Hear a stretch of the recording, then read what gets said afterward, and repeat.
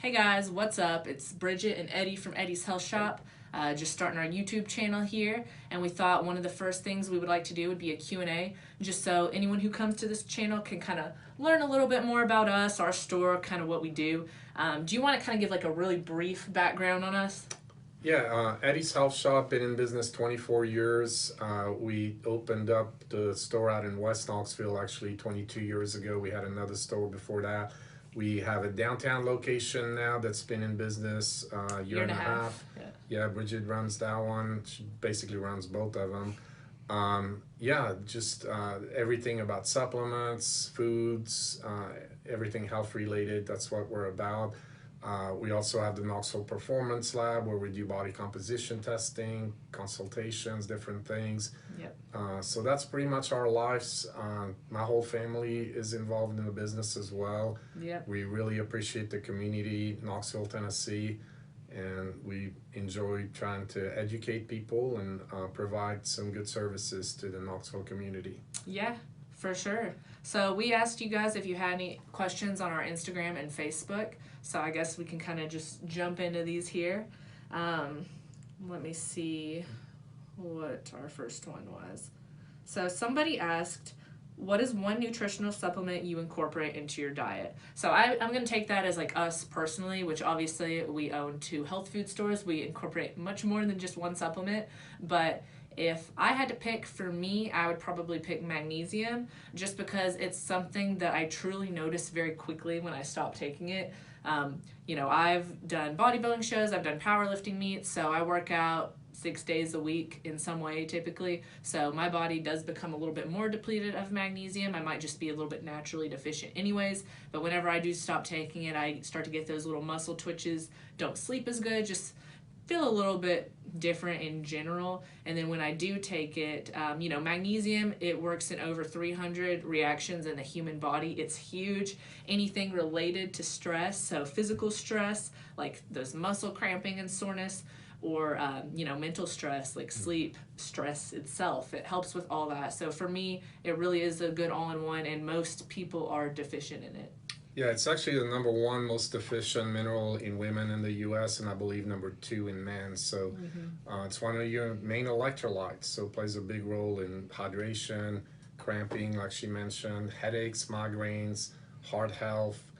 There's a lot of benefits to magnesium. So I agree with Bridget. Definitely, it would be on in my top five list for sure as well. What would your number one be? I hate to say, and this is not going to be a big surprise to most people, but vitamin D.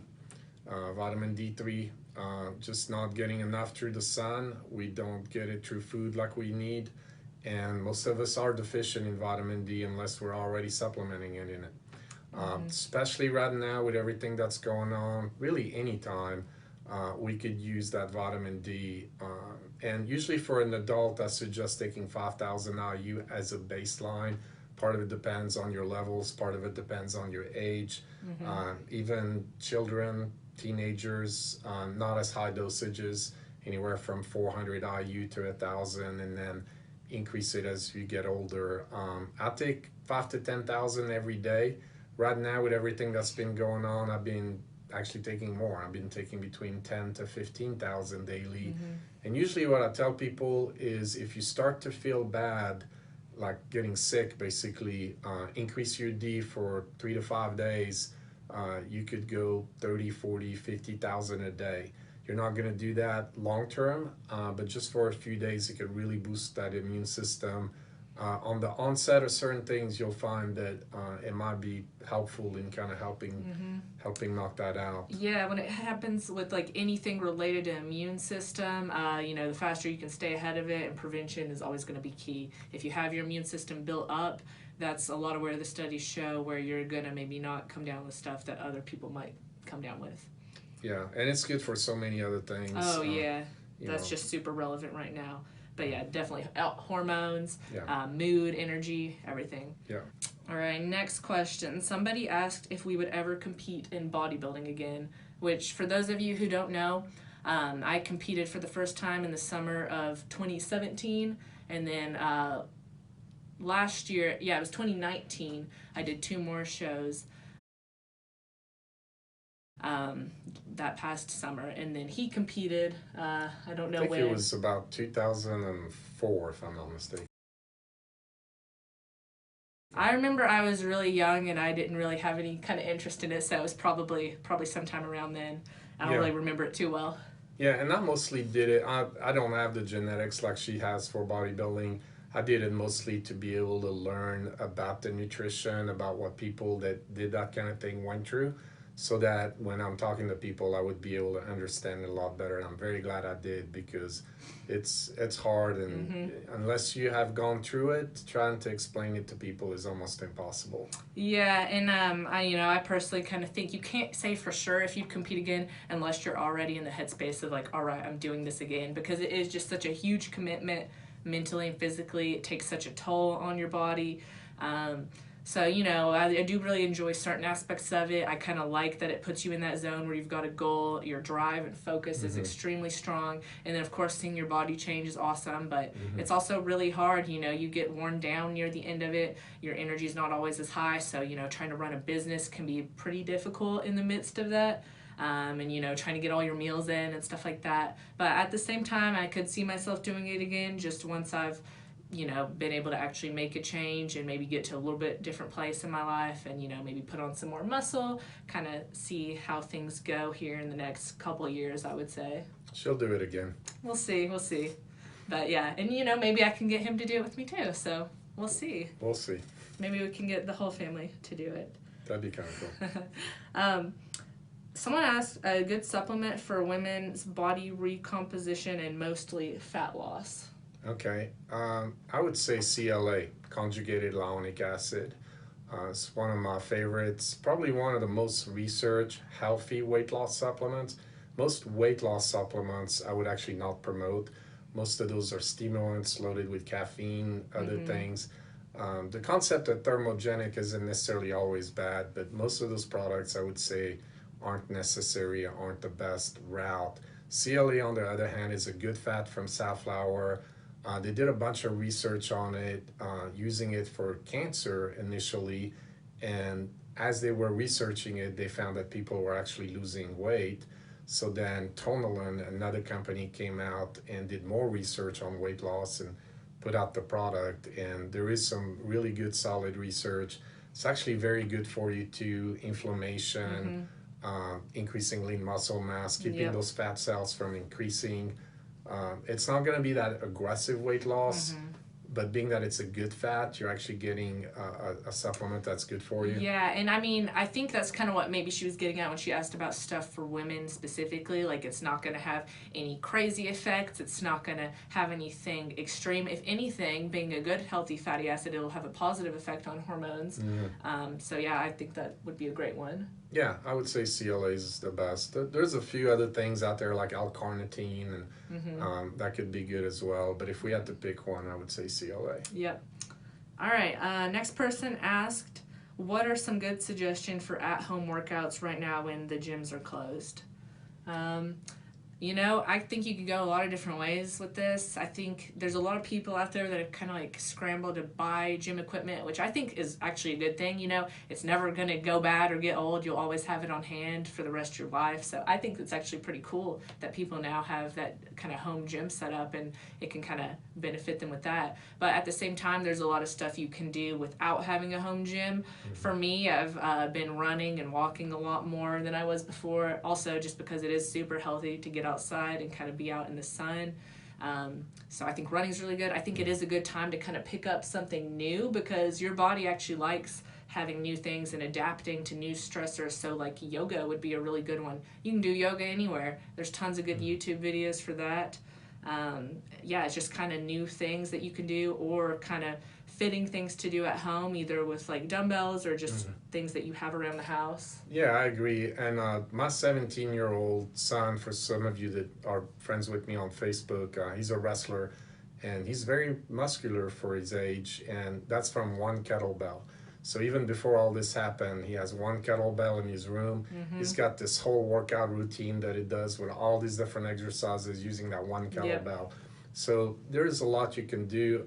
Personally, I've been going to the back of the store outside and using these 5-gallon and 3-gallon water jugs and getting creative with it. Yeah. And you do squats, you can do different things. You can use them as dumbbells. So get creative. Not everybody has the money to buy a bunch of equipment right now, understandably so.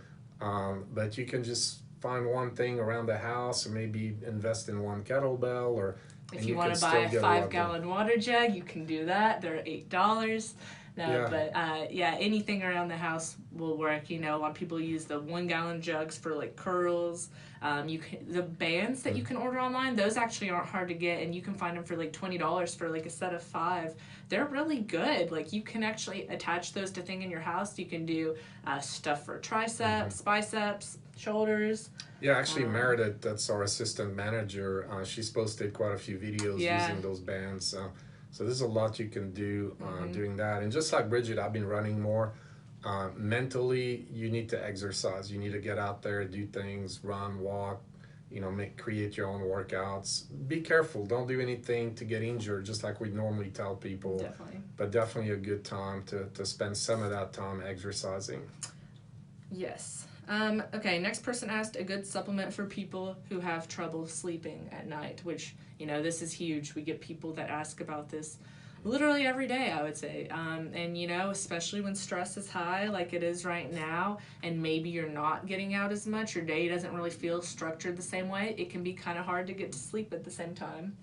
Yeah, I would agree with Bridget on that. Like, I sleep like a baby most nights, and I've had actually a little bit more trouble sleeping, kind of waking up at night with all the uncertainties, the stress. Yeah, I mean, that's just a normal thing. So I would go back to one of the things we talked about earlier with magnesium, and especially this product called Calm, which is an effervescent magnesium citrate, so it kind of kicks in quicker. That's a great product to do at night, and I wouldn't necessarily call it a sleep aid, but it helps you relax. And so if you can keep your mind from running and just relaxing the whole body, then hopefully the sleep is going to be improved as well. You're going to go to sleep feeling better. So the magnesium is a good baseline. Outside of that, there's some supplements that you can take that are a little bit more specific to sleep. One of the most basic, inexpensive is melatonin. Some people don't like melatonin because they feel they wake up a little groggy. A lot of that is just based on going into a very deep REM sleep, and then your alarm clock going off and you're still in that sleep. It takes a little while to your body to get out of that, the light, kind of shower. Typically, usually that goes away. My other company, Zenevo Chocolate, we created a Zenevo Sleepy Sweet Chocolate. Using a white chocolate, a little smaller square, so there's not a lot of sugar, nice little treat. And the melatonin in that 3 milligram standard dose, through the mouth, chewing it, absorbs better. The enzymes are created, so the absorption factor to the bloodstream is higher. Great feedback on that product, not too expensive. Yeah, I would say it definitely is a little bit more noticeable than just taking like the melatonin capsules.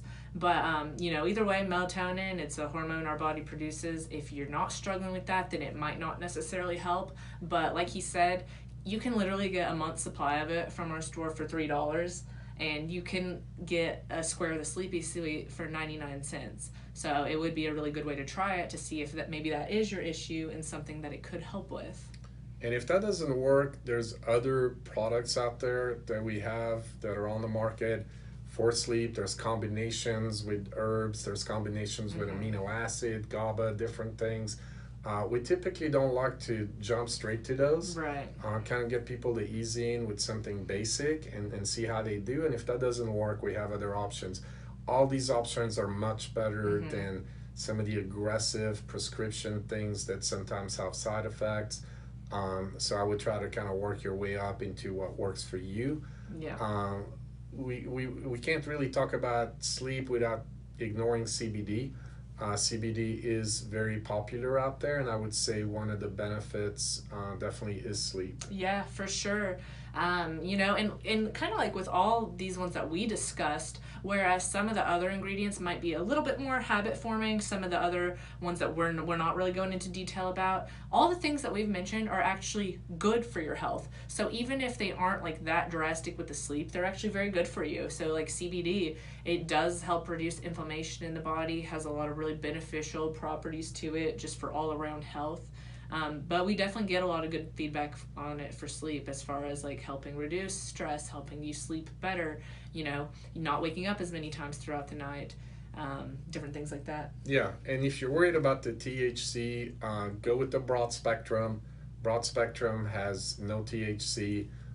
The full spectrum does have a little bit under the legal dosages, but there's different cons that you can do that work better for you. For sleep, I like the liquid, so that you can kind of dose the amount that you want to use. So that's usually what we suggest, but we can talk to you guys about that more if you're in the store. Yeah, definitely. All right, I think we're going to do one more question for today and kind of end on a fun note here. Somebody asked, what is your all's favorite cheat meal? So to kind of go into that a little bit, the term cheat meal is kind of used a lot, and we kind of prefer to think of it as just like an unstructured meal, maybe a day where you're not really thinking about your calories as much, or could be you're just like, hey, I'm out, I'm going somewhere, I just want to have exactly what I want to eat, your favorite meal. So what do you think that would be?